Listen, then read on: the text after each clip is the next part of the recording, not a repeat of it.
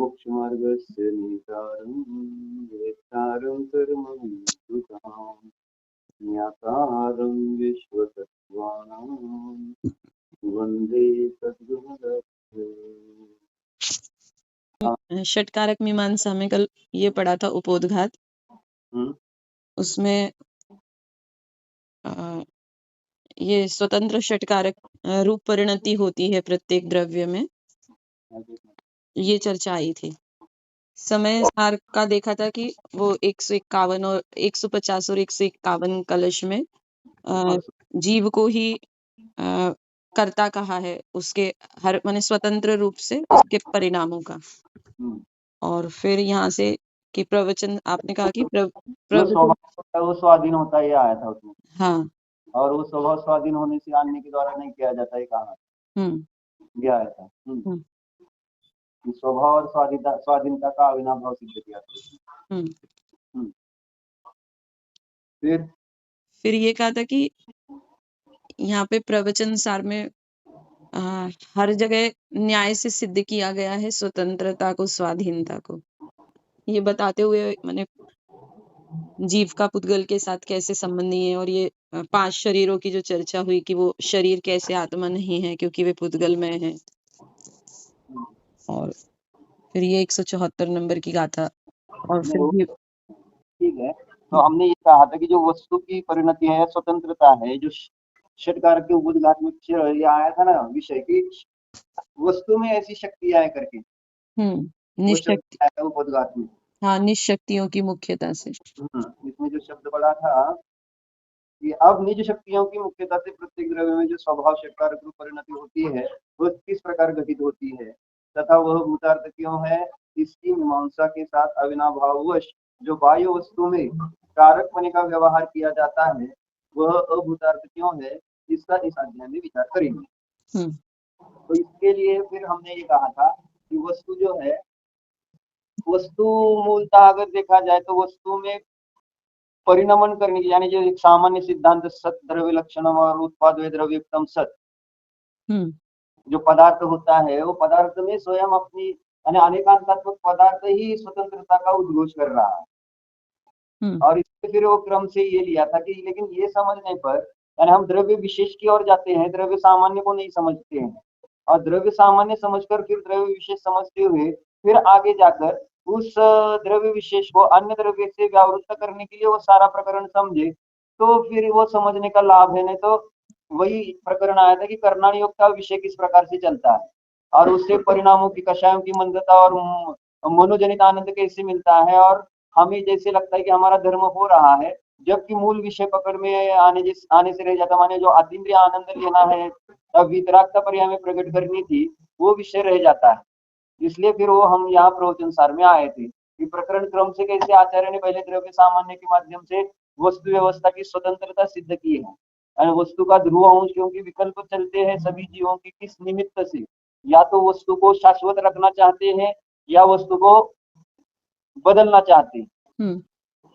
तो चाहे वो अपने हम स्वयं को ध्रुव रखना हो या दूसरों को ध्रुव रखने के बारे में हो, या अपने में परिणमन करने की बात हो या दूसरे के परिणमन करने की बात हो, तो ये परिणमाने के विकल्प और शाश्वत रखने के जो विकल्प है वो विकल्प बनते ही क्यों है, जबकि वस्तु की व्यवस्था अगर अच्छी तरह से श्रद्धा में बैठ जाए कि स्वभाव ही ध्रुव रहकर परिणमन करना है, परिणमन रहते हुए ध्रुव रहना है, तो फिर विकल्प के लिए अवकाश नहीं रहेगा।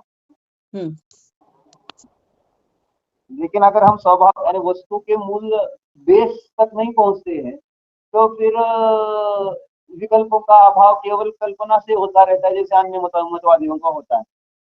जैसे बिना वस्तु की व्यवस्था की स्वतंत्रता को जाने हमने भले ही अध्यात्म से कर्ता कर्म आदि की बात भले अच्छी तरह से समझ ली हो और शुद्धात्मा क्या है और राग आदि से भिन्न ये सब पढ़ा भी हो, लेकिन मूल वस्तु संबंधी अज्ञान हो तो फिर वो सारा आगे का अध्यात्म हमारी पर्याय में शांति या सच्चा आनंद देने में समर्थ नहीं होते। जैसे अन्य मतवादी के पास भी अपने यहाँ जैसा अध्यात्म का स्वरूप कहा गया है, ऐसे ही अध्यात्म का स्वरूप अन्य मतवादियों के यहाँ भी कहा गया है। क्या कह रहे थे? जैसे अन्य दर्शन वालों के वस्तु का स्वरूप का है वैसे ही फिर हम भी मान रहे। वस्तु की व्यवस्था ही उनके गलत है। हम्म, और फिर वो भले ही कितना भी अध्यात्म की भाषा में बोले कि आत्मा राग द्वेष मोह से रहित है, ऐसा ऐसा जो भी जितना भी है, तो उनके उस कहने से कुछ मतलब नहीं बनता है ना, यानी कार्य नहीं सिद्ध होता है, यानी उनकी पर्याय में मुक्ति की प्राप्ति हो नहीं सकती। तो उन्हें मुक्ति की प्राप्ति, वो भी जान रहे कि राग द्वेष से इस जीव को आकुलता है, सब द्रव्य में माध्यस्थ भाव रखना चाहिए, आदि आदि सब कल्पनाएं तो अन्य मतवादी की भी है, फिर भी उन्हें सम्यक की प्राप्ति नहीं है। तो सम्यक दर्शन प्राप्त क्यों नहीं होता है? तो सम्यक दर्शन प्राप्त न होने का कारण मूल में भूल है, यानी वस्तु संबंधी अज्ञान है। इसलिए कहा था कि प्रवचन सार में पदार्थ को लेकर और पदार्थ द्रव्य गुण पर्यायात्मक किस प्रकार से उसको समझाते हुए, फिर उसकी सत्ता और उसका उत्पाद वे आदि बताते हुए, फिर आगे उन्होंने द्रव्य विशेष लिया है। यानी पहले द्रव्य सामान्य अपने ज्ञान में पक्का हो जाए, तो फिर द्रव्य विशेष समझकर अपने को जो कार्य करना है वो हो सकता है। यानी मूल जो सिद्धांत है उसकी श्रद्धा अगर पक्की हो जाए तो आगे का कार्य सरल हो सकता है। और इस अपेक्षा से हम ये समझते हुए आचार्य ने जिस प्रकार से द्रव्य सामान्य बताया, द्रव्य विशेष बताया, और वहां तक ही नहीं रुकी, वहां से आगे आगे उन्होंने फिर ये चर्चा प्रारंभ की कि अब इस प्रकार से आत्मा को ज्ञान स्वभावी और ज्ञेय स्वभावी रूप से निश्चित करते हुए अब इस आत्मा को परद्रव्यों से अत्यंत विभक्त करने के लिए फिर व्यवहार जीवत्व का स्वरूप समझाने के लिए प्रारंभ किया प्रकरण कि व्यवहार जीवत्व क्या है और उस व्यवहार जीवत्व से इस चैतन्य आत्मा की या चैतन्य स्वरूप जीवत्व की भिन्नता किस प्रकार से। इस प्रकार से प्रकरण लेते हुए हमने 160 गाथा तक आए थे कि जहां ना हम देहो वगैरह कहा था। और फिर उस देह का स्वरूप बताया कि देह कैसे बनता है। यानी 160 गाथा से आगे 161 से आगे देखा जाए तो पूरा उस देह की रचना का ही प्रकरण लिया है 171 गाथा तक, जो कल हमने देखा था कि या 5 शरीर पौद्गलिक है और इसके शरीर जीव नहीं है। शरीर जीव नहीं है ये सिद्ध करने पर शंकाकार ने ये प्रश्न पूछा था 172 में कि अगर शरीर जीव नहीं है तो फिर जीव क्या है। तो फिर उसका लक्षण 172 गाथा में पढ़ा हमने, वो जो गाथा अरसमरूपमगंधम। फिर इससे इस पर से प्रश्न किया गया है शंकाकर के द्वारा 173 गाथा में। 173 गाथा में फिर प्रश्न किया गया अमूर्त आत्मा से कि मूर्त का मूर्त के साथ बंध तो समझ में आया, यानी समान जातीय द्रव्य पर्याय तो समझ में आ रही है, लेकिन ये समान जातीय द्रव्य पर्याय कैसे बनती है, ये प्रकरण यहाँ से शुरू होता है। क्योंकि समान जातीय में तो कारणपना है बंद होने का। कौन सा? स्निग्ध रुक्षता। हाँ, स्निग्ध रुक्षता यह कारण है। लेकिन अब यहाँ जो असमान जातीय द्रव्य पर्याय है उसमें मूर्त और अमूर्त का बंध है। तो फिर अमूर्त जो है उसमें तो स्निग्धता और रुक्षता का अभाव है, तो फिर कैसे मूर्त के साथ बंध होता है, ये प्रश्न किया है 173 गाथा में। अतः कथम अमूर्तस्य आत्मनः स्निग्ध रुक्षत्व अभावात् बंधः भवति इति पूर्व पक्षे थी।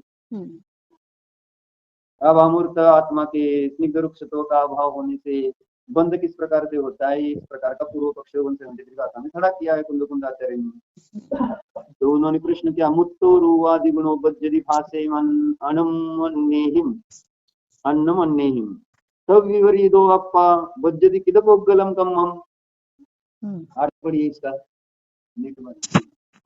अन्व्यार्थ मूर्त ऐसे पुद्गल तो रूपादि गुण युक्त होने से परस्पर बंध योग्य स्पर्शों से बंधते हैं, परंतु उससे विपरीत अमूर्त ऐसा आत्मा पौद्गलिक कर्म को कैसे बांधता है।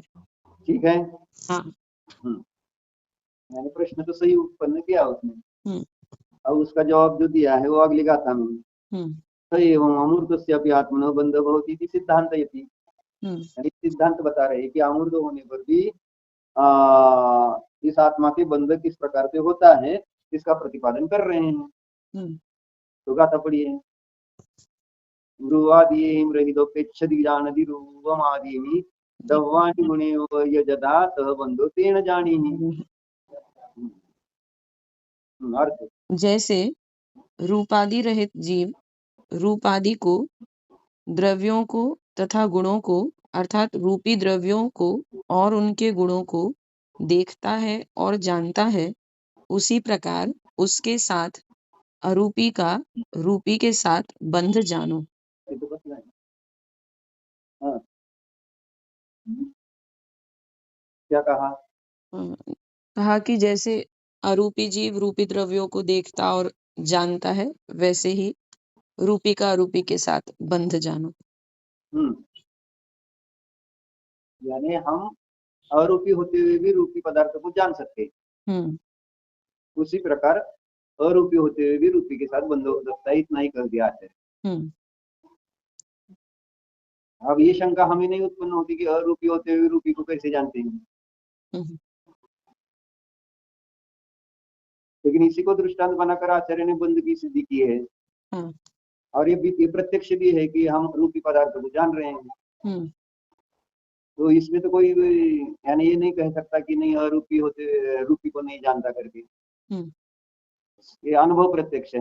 हाँ, तो अब इसी को आधार करके आचार्य कह रहे कि अरूपी आत्मा का रूपी के साथ बंध हो रहा है। हम्म तो उसकी टीका पड़ी। जैसे रूपादि रहित जीव रूपी द्रव्यों को तथा उनके गुणों को देखता है तथा जानता है, उसी प्रकार रूपादि रहित जीव रूपी कर्म पुद्गलों के साथ बंधता है। क्योंकि यदि ऐसा ना हो तो यहाँ भी यह प्रश्न अनिवार्य है कि मूर्त अमूर्त को कैसे देखता जानता है। ठीक है, यहाँ तक तो ठीक है।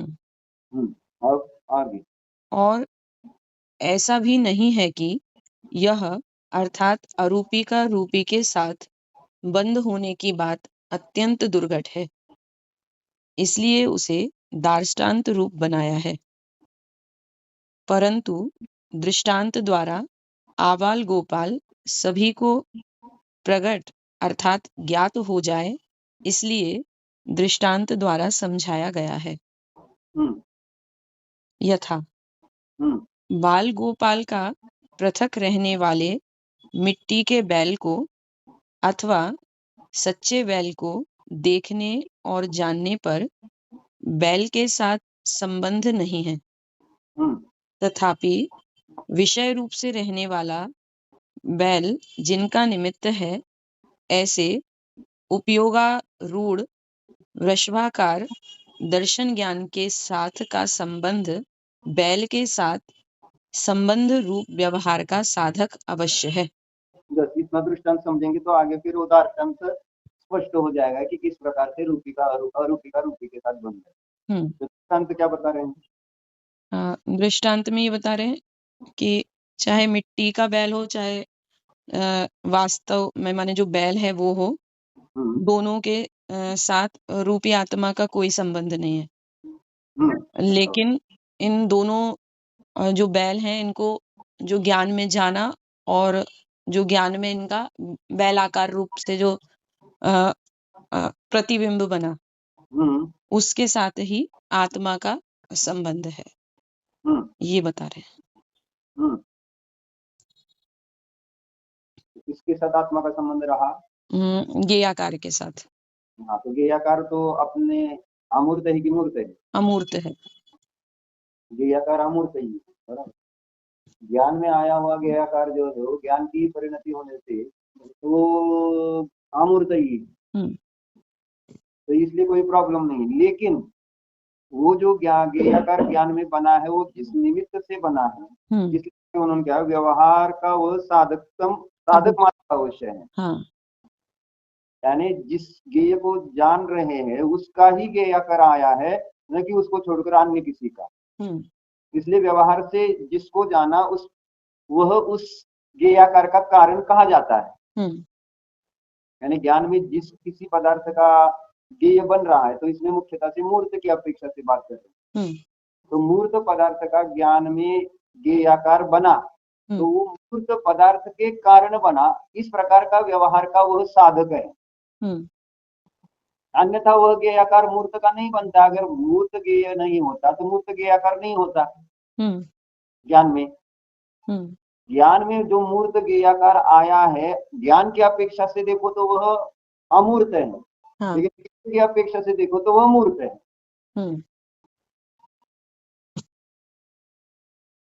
इसलिए यहाँ उन्होंने कहा कि बैल के निमित्त से जो उपयोग में प्रतिबिंबित बैल का आकार है, वह दर्शन और ज्ञान से उसका संबंध होने से हाँ। उसका बाह्य बैल के साथ व्यवहार, बैल का बाह्य बैल के साथ जो संबंध है वो व्यवहार का साधक मात्र अवश्य है। हाँ।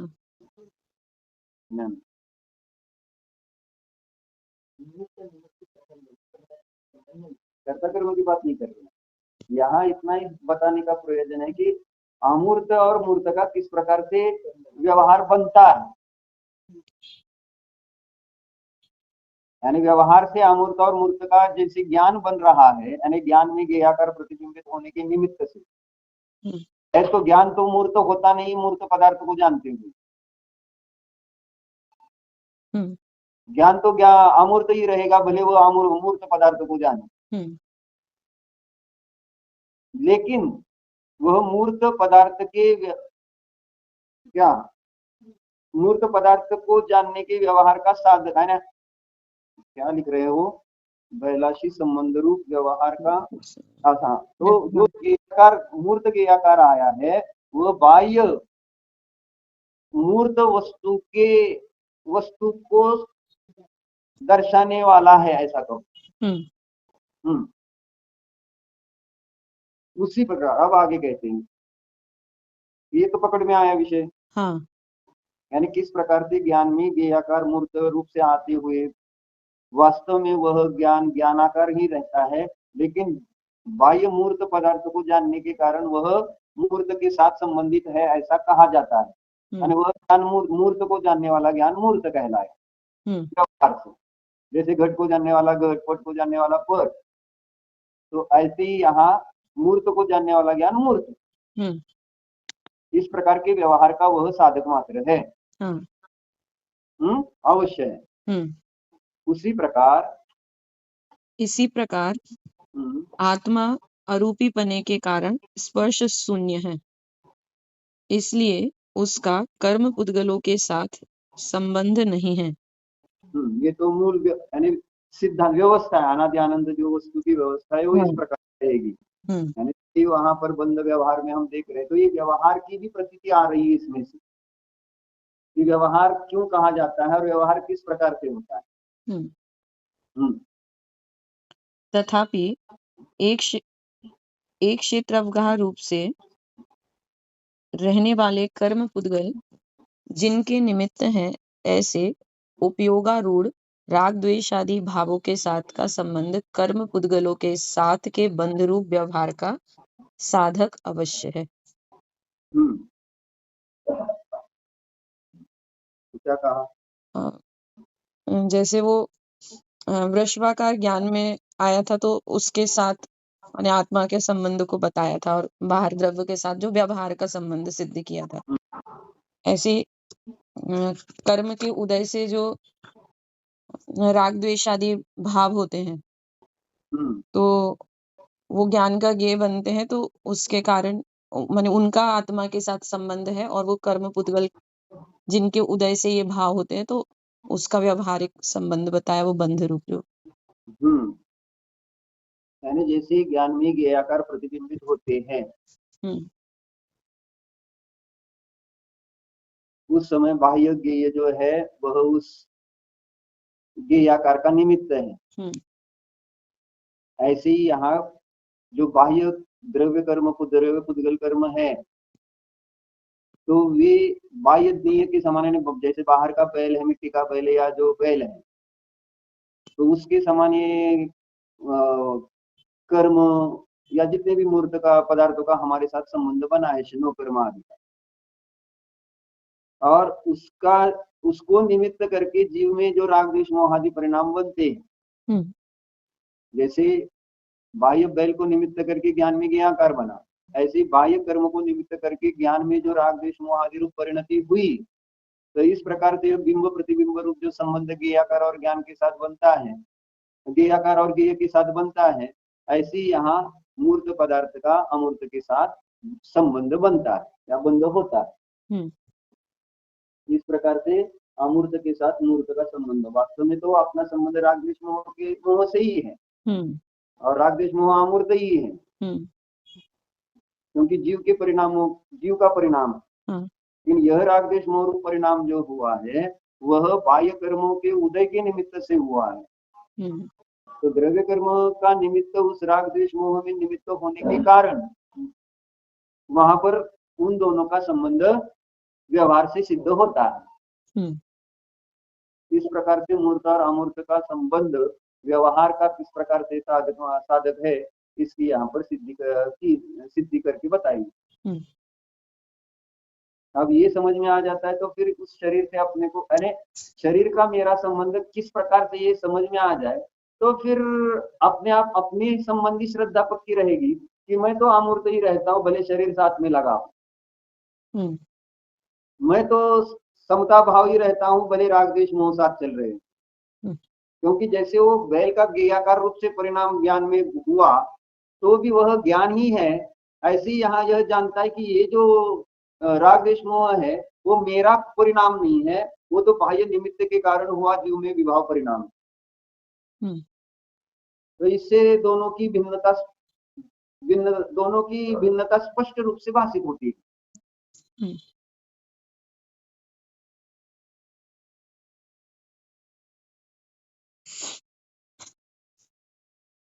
और इस प्रकार से फिर आत्मा को उससे अत्यंत विभक्त किया जा सकता है।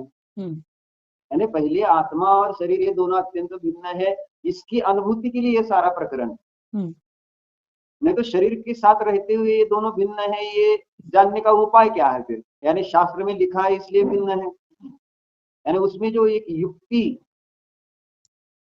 यानी अब हम दूसरी युक्ति हमेशा ये देंगे कि जब जीव इस शरीर से निकल जाता है तो शरीर पड़ा रहता है और जीव भिन्न हो जाता है, इस कारण से दोनों भिन्न भिन्न है। लेकिन इस युक्ति से ये तो सब समझ रहे हैं फिर, यानी जिन्होंने शास्त्र नहीं पढ़ा है वो भी समझते कि इसमें से कुछ चीज निकल गई, इस कारण से अब ये शरीर रह गया, अब इसमें चेतना जीव नहीं है। तो उससे उन जीवों को थोड़ी सम्यक्तों की प्राप्ति होने वाली है, वेद ज्ञान वहां थोड़ी होने वाला है। तो शरीर और जीव साथ में चल रहे हैं तब, यानी उसमें से निकल जाने के बाद तो प्रश्न ही नहीं रहता कि वो और वो अलग है। लेकिन अज्ञान अवस्था में शरीर और जीव को एक मानकर जब चल रहा है, तब जब असमान जातीय द्रव्य पर्याय रूप से वर्तता हुआ, उसका कैसे हम अंतर अनुभव में ले कि ये शरीर है और ये जीव है और ये दोनों स्वतंत्र है। और इसके लिए दोनों के यानी असमान जातीय जो द्रव्य पर्याय है उसके बंध की प्रतीति हो जाए तो फिर अपने को दोनों की भिन्नता का एक स्पष्ट निर्णय हो जाता है।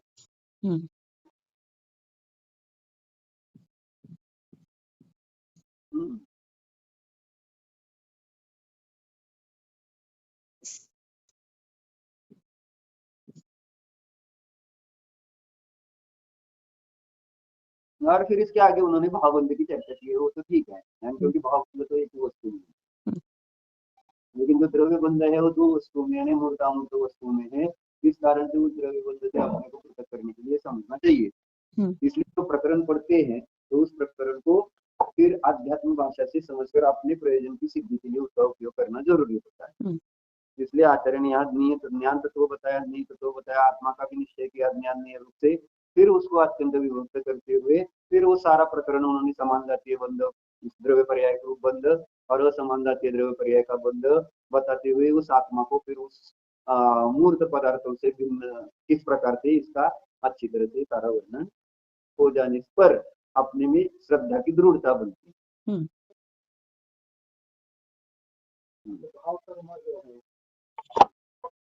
हमारे भाव कर्म है, उन भाव कर्मों को भी व्यवहार कहा है। और जो बाहर के नहीं है उनको भी व्यवहार करेंगे कि नहीं?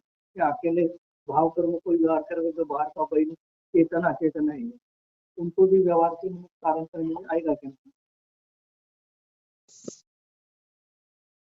मेरी शंका है भाव कर्म के दौरान जीव को भाव कर्म के साथ ही जीव का बंध होता है और द्रव्य के साथ बंध नहीं होता है। जैसे रागद्वेष मोह हमारे परिणाम बंध के कारण कहे तो जब रागद्वेष परिणाम जीव को होते हैं तो ज्ञेय के बिना होते हैं क्या? ज्ञेय नहीं है और रागद्वेष परिणाम हो रहे ऐसा होगा क्या? रणिता जी सुन रहे क्या? हाँ सुन रही हूँ भैया। फिर क्या सवाल का जवाब क्या होगा? ऐसे लग रहा है कि आप सुन नहीं रहे हो। नहीं सुन रहे ना, कुछ बोल ही नहीं रहे फिर। मुझे प्रश्न पूछ रहे हैं आपसे, प्रश्न समझ में आ रहे हैं नहीं? हाँ प्रश्न तो समझ में आया कि राग द्वेष आदि बिना ज्ञेयों के नहीं होते। फिर आगे क्या? फिर उन ज्ञेय जो बाहर के ज्ञेय हैं उनको भी बंध के लिए निमित्त कारण रूप से उनको भी स्वीकार करेंगे क्या नहीं करेंगे? अकेले भाव कर्म को भी स्वीकार करेंगे? करेंगे उनको भी। हाँ, तो उनको स्वीकार करेंगे तो बहिरंग व्याप्य व्यापक संबंध से स्वीकार करेंगे क्या अंतरंग व्याप्य व्यापक संबंध से स्वीकार करेंगे? बहिरंग व्याप्य व्यापक संबंध से स्वीकार करेंगे, लेकिन स्वीकार तो करेंगे उनको भी। तो बहिरंग व्याप्य व्यापक संबंध से स्वीकार करे तो व्यवहार का व्यवहार स्थूल हो गया। क्या व्यवहार का? ये व्यवहार का जो अपने द्रव्य में है अंतरंग व्याप्य व्यापक संबंध की अपेक्षा जो बाहर का व्यवहार है स्थूल व्यवहार उसको कहने में आया। असद्भुत से ये भाव बंध का प्रकरण है वो सद्भुत व्यवहार है और जो द्रव्य बंध का संबंध है वो असद्भुत व्यवहार नहीं है। इस अपेक्षा से लेकिन चर्चा जो बाहर का ज्ञेय है उसकी चर्चा नहीं चल रही है। तो जीव को होने वाला बंध, तो जीव के होने वाले बंध के लिए कारण कौन है? तो जीव के होने वाले रागद्वेष आदि प्रकरण है आत्मा को विभक्त करने के लिए। यानी बंध की चर्चा प्रारंभ ही क्यों की? क्योंकि आत्मा अमूर्त है और ये बंध जो है वो सामान्य रूप से द्रव्य बंध की मुख्यता से ही देखा जाता है। यानी द्रव्य कर्म की मुख्यता से ही बंध की चर्चा चलती रहती है। तो फिर ये द्रव्य बंध जब बंध कह रहे हैं तो वो तो पुद्गल मौलिक है, फिर उसका इस अमूर्त आत्मा का कैसे सुमेल बिठाया जाए? अब इसका इस प्रकार से बैठता है जैसे सारा उदाहरण 174 का हमने बताकर सिद्ध कर दिया कि इस प्रकार से व्यवहार से द्रव्य कर्म का जीव के साथ बंध होता है। इसी को तो प्रोडरबंदी ने दूसरे अध्याय में लिया ना, पूरा उदाहरण आगे आने देकर।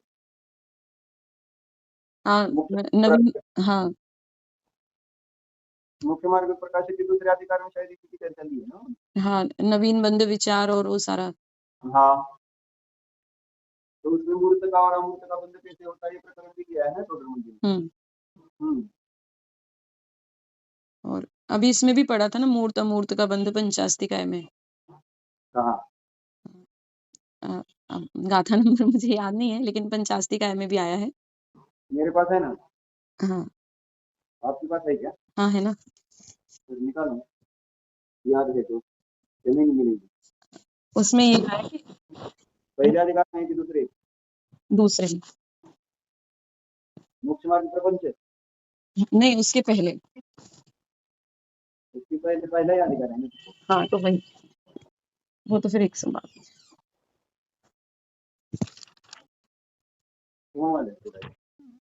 मूर्त का मतलब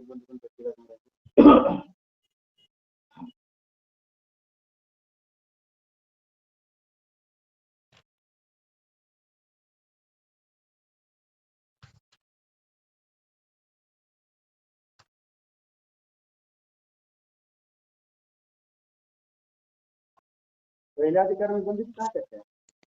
क्या भैया? पहले अधिकार में बंद की कहाँ पर चर्चा है? एक मिनट बताती हूँ। ये है द्रव्य बंध की चर्चा आई है यहाँ पे। बंध पदार्थ का जो व्याख्यान है 147 नंबर की गाथा। तो फिर वो दूसरा अधिकार कौन है? नव पदार्थ पूर्वक मोक्ष मार्ग प्रपंच वर्णन। को द्रव्य पंचास्तिकाय का और दूसरा है ये नव पदार्थ मोक्ष मार्ग प्रपंच वर्णन। तो ये बंध पदार्थ का व्याख्यान है। बंध पदार्थ का व्याख्यान यहाँ पे उन्होंने एक क्षेत्रावघात संबंध गाथा नंबर 147। हम्म, हम्म, यदि आत्मा रक्त अर्थात विकारी वर्तता हुआ हम्म, उदित शुभ या अशुभ भाव को करता है तो वह आत्मा उस भाव द्वारा अर्थात उस भाव के निमित्त से विविध पुद्गल कर्मों से बद्ध होता है। ये मूर्त और अमूर्त का बंध होता है, ये सब जगह बताया है। हाँ, मूर्त और अमूर्त का बंध कैसे होता है, ये प्रकरण हुआ है 173 और 74 में। हम्म, क्योंकि कल इसलिए कहा था ना कि ये प्रश्न बनना ही चाहिए नियम से। जब अमूर्त में स्निग्ध रुक्षता नहीं है तो फिर उसका बंध कैसे होता, संबंध कैसे होता है उस कर्म के साथ, शरीर के साथ। ये प्रश्न कहीं पर नहीं खड़ा किया, वो तो प्रवचन सार में उसी गाथा के नहीं, इसमें और 134 नंबर की गाथा में आया है ना कि यह मूर्त कर्म का मूर्त कर्म के साथ जो बंध प्रकार है तथा अमूर्त जीव का मूर्त कर्म के साथ जो बंध प्रकार है उसकी सूचना है। यानी अमूर्त जीव का मूर्त कर्म के साथ बंधन कैसे होता है, ये 134 नंबर की गाथा में इसमें बताया है प्रवचन सार में। क्या दिया है, क्या हेतु दिया है वहां? 1 मिनट।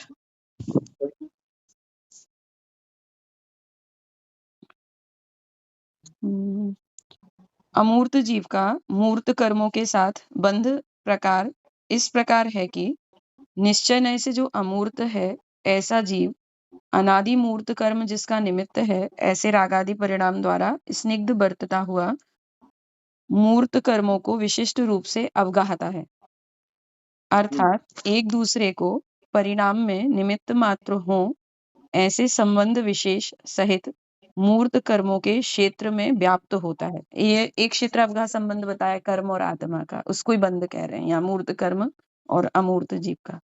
बराबर है, एक क्षेत्रागा हुए बिना बंध कैसे होते?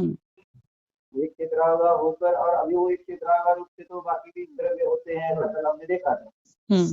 लेकिन इसका जो एक क्षेत्रागा बना है वो अन्य द्रव्य जैसा नहीं है। यानी ये जो कर्म के साथ या शरीर के साथ जो एक क्षेत्रागा संबंध जीव का बना है, इसलिए उसको जैसनाचार्य संश्लिष्ट संबंध कह रहे। जैसनाचार्य जी टीका इसकी देखेंगे आप, पंचायत टीका वाली, तो उसमें उन्होंने एक क्षेत्रागा शब्द के संश्लिष्ट संबंध का प्रयोग किया है। क्योंकि एक क्षेत्रागा में तो सारे द्रव्य रहते हैं, उस समय सर की तीसरी गाथा की टीका में भी आया है। एक क्षेत्र में रहते हुए एक दूसरे को स्पर्श नहीं कर रहे हैं, और उससे कुछ फर्क नहीं पड़ता है एक क्षेत्र में रहते हुए भी। लेकिन शरीर से, यानी अपने को प्राप्त हुआ जो शरीर है उससे हमको फर्क पड़ रहा है। अपने को जो कर्म प्राप्त है उससे अपने को फर्क पड़ रहा है। जो अपने आत्मा के प्रवेश पर ज्ञानावरण आदि 8 कर्म रूप से परिणत है, एक कर्म भी है कि ना उसी क्षेत्र पर, और उसी क्षेत्र पर विश्व के कार्यान वर्णना भी है कि नहीं। फिर दोनों का भी संबंध एक क्षेत्रों का संबंध है कि नहीं। दोनों का एक क्षेत्रों का संबंध होते हुए जो कर्म रूप से परिणत हो गए उनका जीव के साथ उसका क्या फल मिलता है, और जो विश्व से है वे क्या फल देते हैं? नहीं, विश्व से जो परमाणु है वो नहीं फल देते हैं, वो तो जो कर्म रूप से बंध को क्यों नहीं देते हैं? क्योंकि अभी तो वो उनमें कर्म बने नहीं ना, वो अभी तो सिर्फ वर्गणाएं ही हैं। तो उसमें स्थिति और अनुभव की शक्ति का अभाव है। चारों का अभाव है। चारों यहाँ प्रकृति प्रदेश भी नहीं आया ना अभी तो। चारों भी नहीं आए, और जो बंधे हैं उसमें चारों का सद्भाव है, और चारों का सद्भाव तो उदय में आते हैं तो जीव को फल देते हैं। इसलिए संश्लेष संबंध और एक क्षेत्रों का संबंध में ऐसे कथनचित दक्षिण आचरण उसमें भेद किया है। यहाँ पे इन्होंने जीव के प्रदेशों के साथ विशिष्टता पूर्वक एक क्षेत्र अवगाह को प्राप्त होते, मैंने उन्होंने विशिष्ट शब्द लगाया हुआ है एक क्षेत्र अवगाह के साथ।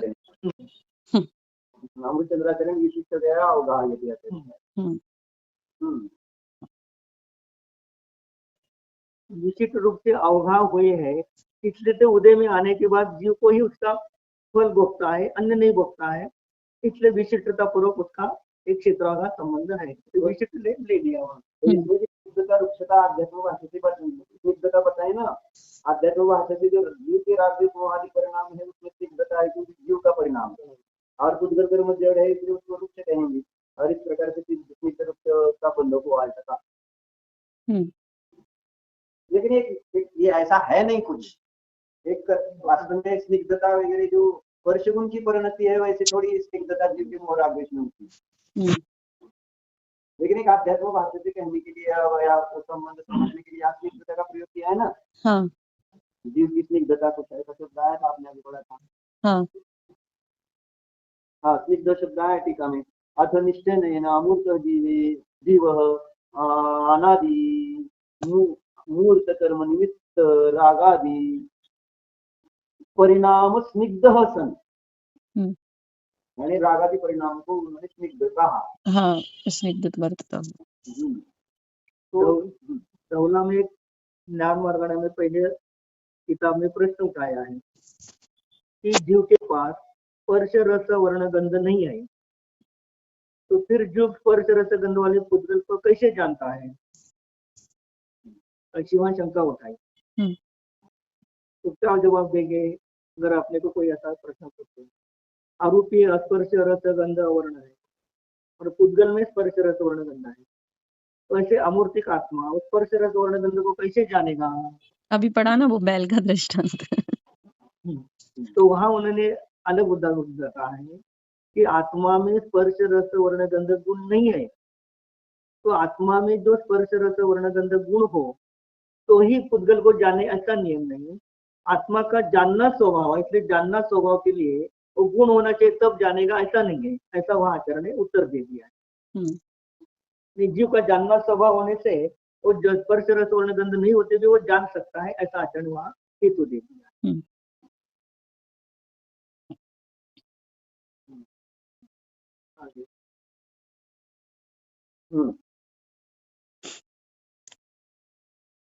ठीक है, हाँ जी, आगे पढ़ते हैं।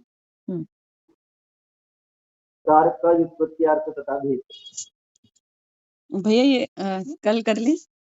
हाँ चलेगा, टाइम हो गया। मैं कहने वाला था लेकिन लेट हो गया, इसलिए मुझे लगा जल्दी 4:15 ओम ज्ञानानंद स्वरूपोऽहम् अमूर्त स्वरूपोऽहम्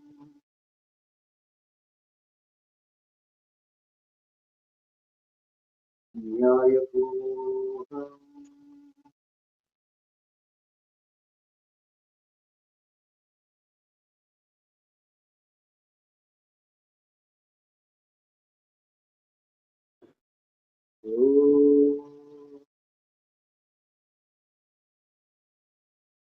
विसर्जन।